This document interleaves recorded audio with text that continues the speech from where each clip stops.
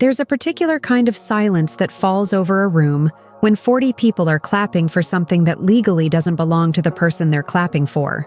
I know that silence now because I created it. I walked into that press conference 11 minutes late, unannounced, holding a single manila folder that weighed almost nothing in my hand, but was about to outweigh every projector slide, every investor handshake, and every carefully rehearsed word my brother had prepared for that stage.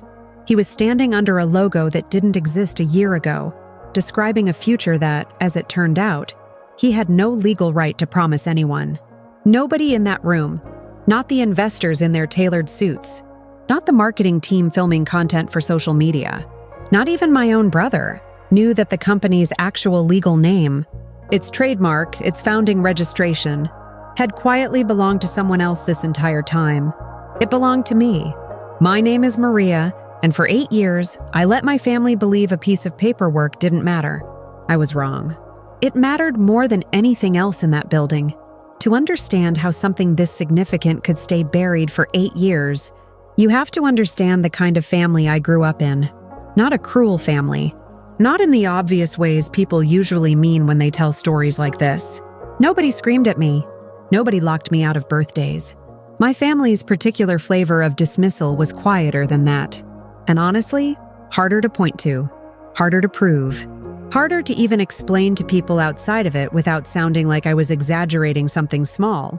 My father, Edward, started the company in a converted garage when he was 28, manufacturing custom metal fittings for regional construction firms. He was the kind of man who measured success in calloused hands and full order books, not in titles or recognition. My older brother, Victor, was 3 years ahead of me in every sense. Older, louder, naturally the kind of person rooms organized themselves around without him even trying. I was the quiet one, the good with numbers one, the one who read contracts for fun in high school while everyone else thought that was strange. When I finished business school, I came back home with exactly one goal: to be useful to a company I genuinely loved, built by a father I genuinely respected. I didn't need my name on a door. I didn't need a title with chief in front of it. I just wanted to matter to something I'd watched my father build with his own 2 hands since before I could properly walk. 8 years ago, the company nearly collapsed. A long-term supplier we'd trusted for over a decade went bankrupt overnight, taking a significant deposit with them. Right as a separate client filed a breach of contract lawsuit over a delayed shipment that wasn't even our fault.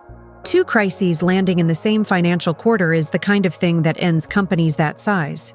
I remember my father sitting at the kitchen table at 11 at night, surrounded by paper, looking smaller than I'd ever seen him look.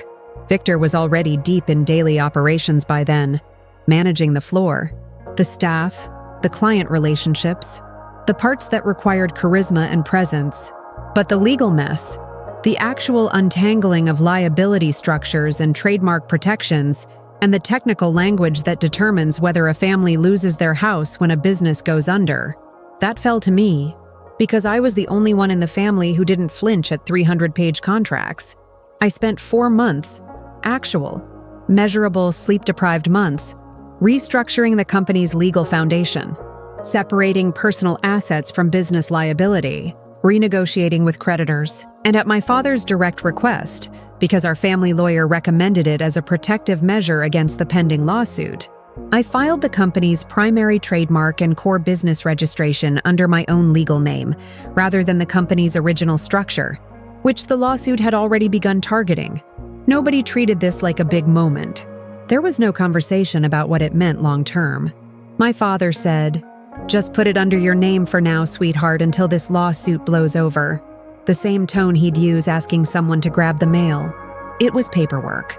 Forgettable, technical paperwork, signed in a lawyer's office on an unremarkable Tuesday, filed away in a drawer that nobody opened again for years.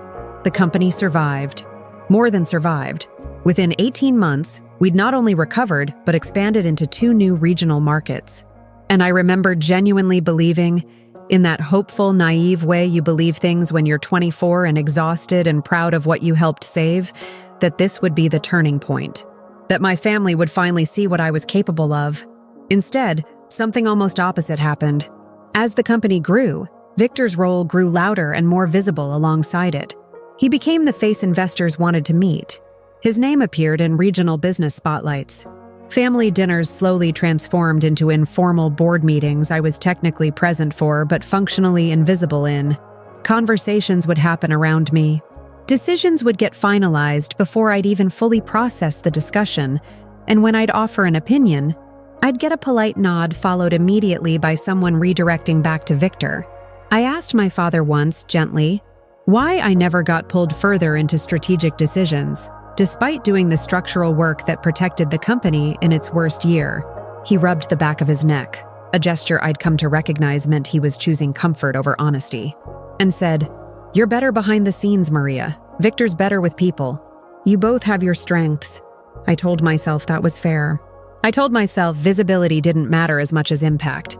I told myself this for almost 6 years, through countless moments that, individually, seemed too small to mention, but collectively built into something that, looking back now, I recognize for exactly what it was. 6 months ago, Victor asked me to come by his office, practically glowing with excitement. "We've got something huge happening," he said, sliding a tablet across his desk showing sleek new branding mock-ups, a modernized logo, a completely new company name, polished marketing language about the next era of the business. A group of growth stage investors had approached him directly, impressed by the company's recent expansion, offering a substantial capital injection in exchange for a full corporate rebrand and modernization. He talked for almost 40 minutes. I listened, genuinely impressed by the creative direction, genuinely happy for what this could mean for the company my father built. At one point, he slid over a stack of investor agreement drafts, just for my records. "Since I handled legal stuff back in the day," he said, almost dismissively, like it was a courtesy rather than a necessity. That night, reading through those drafts at my kitchen table, something caught my attention buried in dense paragraph 11 of a 30-page agreement. The investment wasn't just funding a marketing refresh. It included a full transfer of intellectual property, meaning the company name, the trademark, every piece of brand identity, into a newly formed holding entity that the investors would have significant control over. And that's when an old, dust-covered memory resurfaced, one I genuinely hadn't thought about in years. The original trademark filing? My signature. My name on the registration. Filed 8 years ago. Never formally transferred since. I didn't say anything to Victor that night, or the next day, or the week after. Instead, I spent 2 weeks doing exactly what I'd been trained to do, what I'd spent 4 exhausting months doing 8 years earlier. I went back through every legal document I still had access to. Old filings, government trademark databases, publicly searchable if you know exactly what you're looking for, renewal records, registration histories. Every single document confirmed the same thing. The trademark, the core business registration, the legal identity of the company my brother was about to rebrand on a stage in front of investors and cameras, still belonged on paper entirely to me. 8 years of renewals had gone through under my name without anyone ever questioning it, because nobody else in my family had ever bothered to check. I sat with that information for several days before deciding what to do with it. I want to be honest about something here. My first instinct wasn't triumph. It was something closer to grief, actually.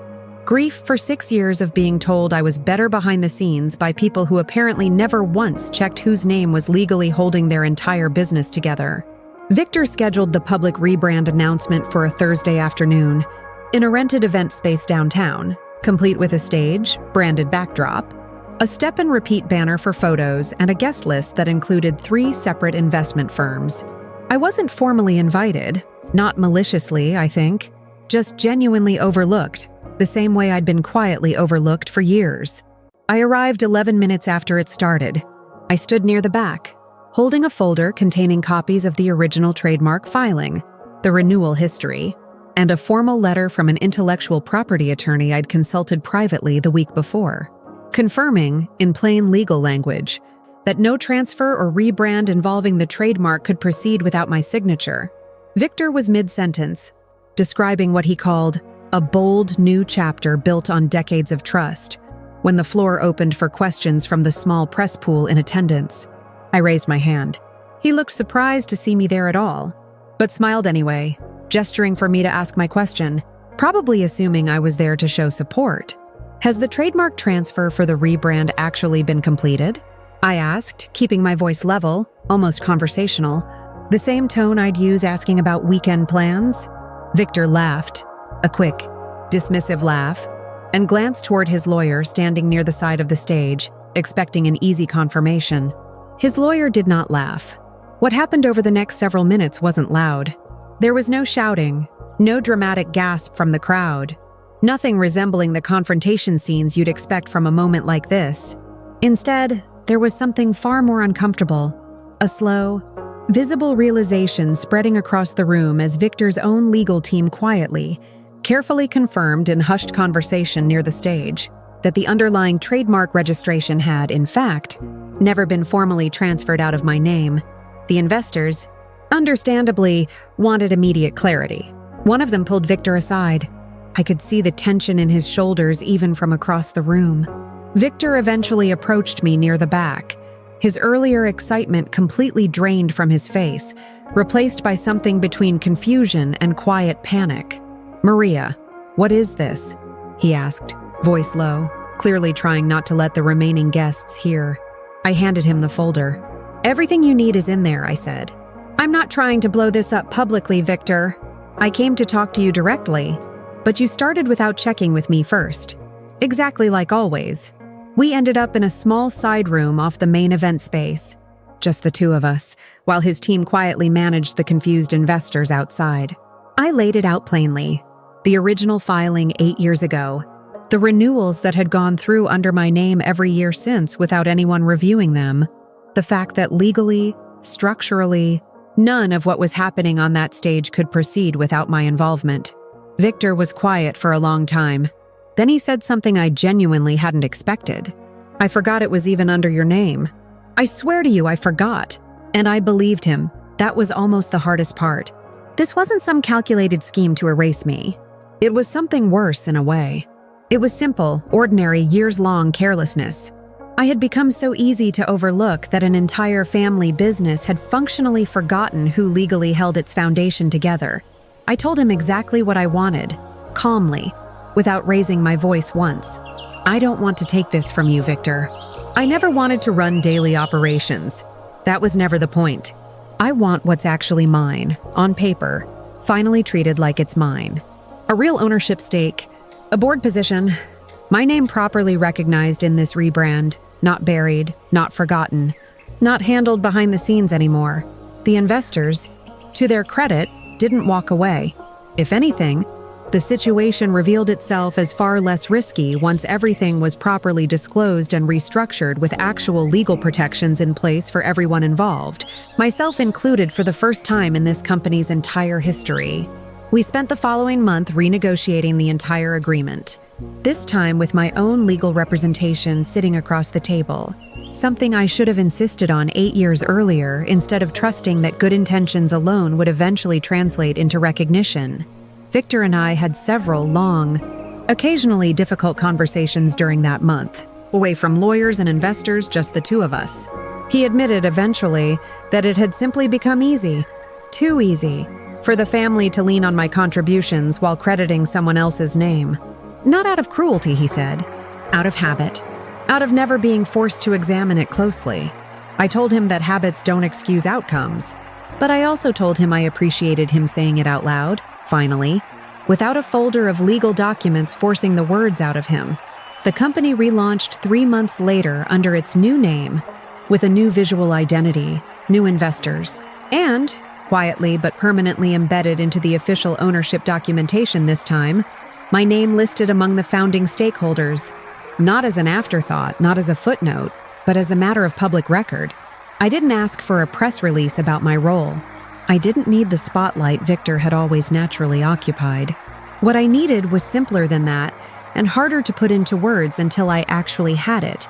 Proof. On paper, permanent and undeniable. That I had always belonged exactly where I'd spent 8 years quietly holding everything together. I think back often to those 4 exhausting months 8 years ago. The ones nobody else wanted to handle. The contracts nobody else wanted to read. The unglamorous, invisible work that kept our family's company from collapsing during its worst year. I never did that work expecting recognition. I did it because it needed to be done. And because I loved something. My father built more than I cared about whose name ended up on the byline. But I've learned something since that press conference that I think about more than almost anything else in this story. Sometimes the people who overlook you aren't doing it out of malice. Sometimes they're doing it out of habit, out of comfort, out of simply never being made to look closely enough to notice. And sometimes the only way to be properly seen isn't through an argument, or an ultimatum, or a dramatic confrontation. It's through patience and paperwork, and quietly holding on to the truth until the moment it becomes impossible for anyone in the room to ignore any longer.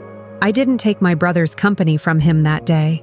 I simply stopped letting everyone forget that part of it had been mine the entire time.